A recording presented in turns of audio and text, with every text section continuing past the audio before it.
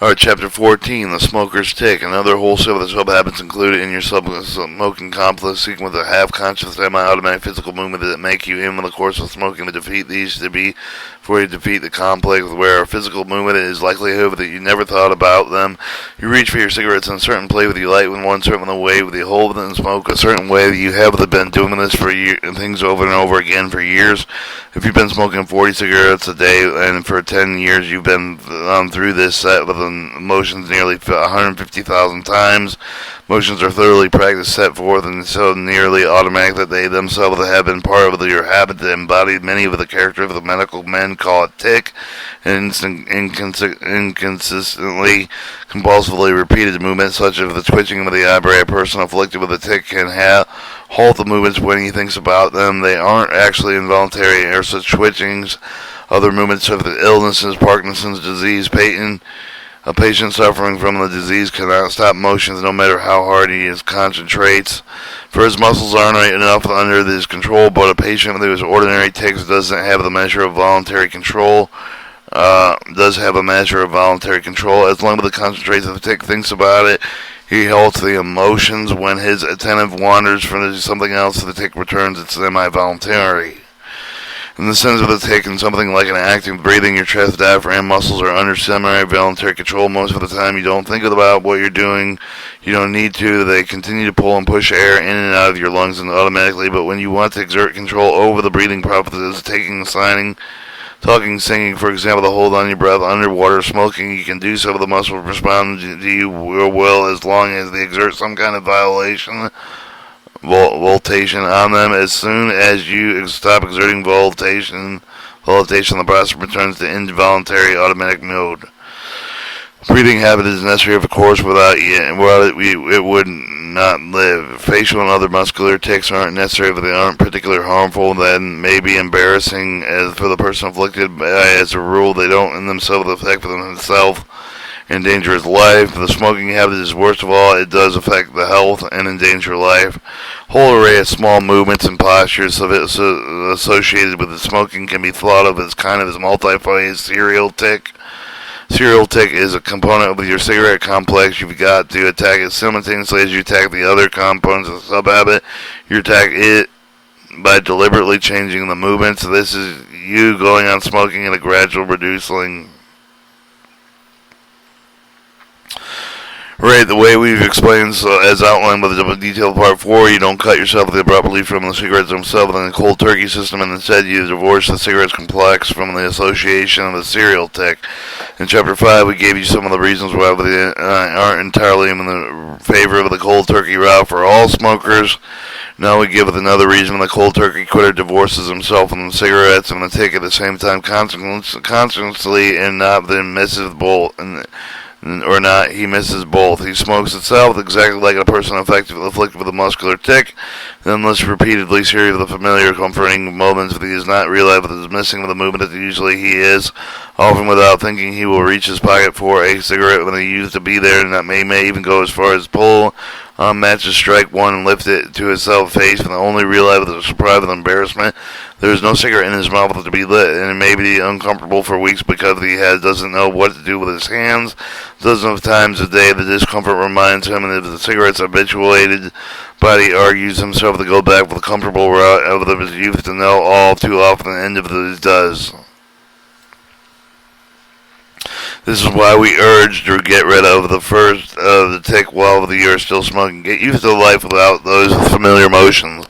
Then by the time you reach zero line on a weekly progress chart, you will no longer miss them. You will have the defeat of the part of the cigarette complex already easily and comfortably. Each smoker's tick is unique to himself, different at any level, at least some ways than all other smokers. Study your own tick with care as you smoke your next few cigarettes.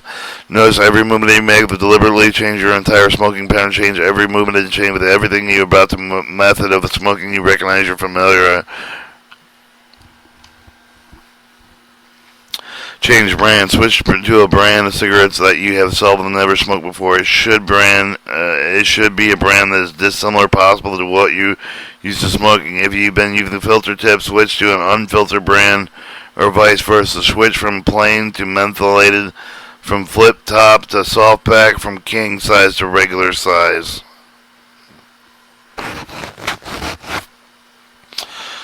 Buying cigarettes at unfamiliar places. Never again buy them at a familiar cigar stand on your way work at friendly neighborhood drugstore. From now on, deliberately avoid these places and source of cigarettes. Otherwise, when you finally reach the zero line, it will miss those places and will be reminded of the cigarette every time you pass by. Start weaning yourself now. Seek for the new resource of the cigarettes place you yourself have never visited before. Not just one place, but you may get them too familiar after a while. Seek new sources at all times. If you used to buying cigarettes in the store, buy them by coin machines whenever possible. If you generally bought cartons, stop then that practice and buy single packs from now on. Putting your cigarettes in a new place. If you've been keeping them in the pocket or handbook, abandon the practice. Put them on the kitchen shelf, the desk drawer. Act with the reaching of the pocket, dipping with the cigarettes is among the most tick-like with a whole array of the smokers movement from now on. Don't allow yourself to go through this movement in your old way. Don't simply switch your cigarettes in a different pocket. Put them in a place where they aren't quite easy to get at all. One smoker watched even when they were far to put his cigarettes in the locked drawers in the home and the office. When he wanted to smoke, he would stand up and get a key and unlock the drawer. It was a nuisance, he recalls, but it got me out of the habit of dipping in my shirt pocket. For the first few days, I found myself dipping into my pocket all the time, like an arm was being run by some machine instead of me. They'd be funny, kind of a disoriented feeling when I had to find no cigarettes in the pocket. It was like sudden wake up for me from a dream, but after a week I was over it and my arm quit pocket dipping. Make it hard to get a cigarette from the pack. The act of extracting a cigarette is another tick-like motion. Some smokers shake with a cigarette like some fumble in a pack. The two fingers some pull with a cigarette with their lips. Whenever the ticket has been, force yourself to change. There are many possible ways of doing this. One of them to wrap the pack with the rubber bands in such a way that you must unwind them before you can get a cigarette. Another is to wrap them raiding around with the pack. The other is slide off the cellophane, wrapping it from the pack and replacing it upside down, fitting it over the top of the pack lid so that you must remove it before you can get the cigarette. Simply more complicated idea to try various smoker watchers. One woman every time she bought a new soft pack, she would empty only out half the cigarettes and flatten the empty side and fasten it to the safety pin. And men of our acquaintances, we have reached a level of about 10 cigarettes a day. Took a cellophane taping his day supply into an inside of his pants leg each morning. To get a cigarette, I had to take my pants off. It was so much trouble that I went down to zero line after 3 days.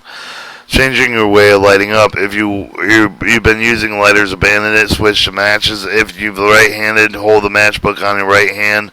Strike the match with your left.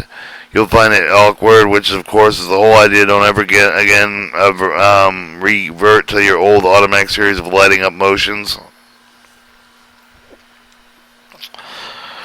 Alright, hold your cigarettes in a new way. If you're habitually held the cigarette in one particular hand, switch deliberately to the other. If it's been with an ambidextrous smoker, either hand indiscriminately, you must change the different fingers with a different kind of grip. An ambidextrous smoker settled with the plan of smoking with left hand only, holding the cigarette awkwardly between the middle of the ring finger to force himself to do this. Also give the curious observer a satisfactory explanation of why he's doing it. He bandaged together in his index and middle fingers are the ones he had habitually used with another ambidextrous smoker with the woman took the using of the cigarette holder, changing your lip grip. If you've changed your holding cigarette, you probably find that you have the insert of your mouth with a different angle at the different point from where you've been used to. If this doesn't happen itself, this forces happen, put the cigarettes in the new corner of your mouth. Change your ashtray system. Don't keep ashtrays conveniently next to your favorite chairs on your desk. Put them all the way in the cupboard from now on. Instead of using an ashtray, use a saucer paper cup with a little water in the bottom. This will help you to convince yourself that you're only a smoker temporarily. You will not need ashtrays much longer. It will also help break your smoker's tick. When you want to smoke, it will be necessary for you to get up and hunt for a makeshift ash receptacle. Some smoke watchers have carried the idea of seemingly ridiculous but useful extremities. One man took using a beer and soda bottles as ash receptacles. It was hard to get ashes in the narrow mouth of the bottle. He explained it was like an old method. I used tapping ash with a big ash right to my elbow. I've been a nervous tapper. I've always tapping on a cigarette. I was almost tapping ash from the big ashtray with my elbow. I've never been a nervous tapper. I would have been tapping a cigarette. It was a major part of the physical habit. By forcing myself with the bottle, I got rid of the nervous tick.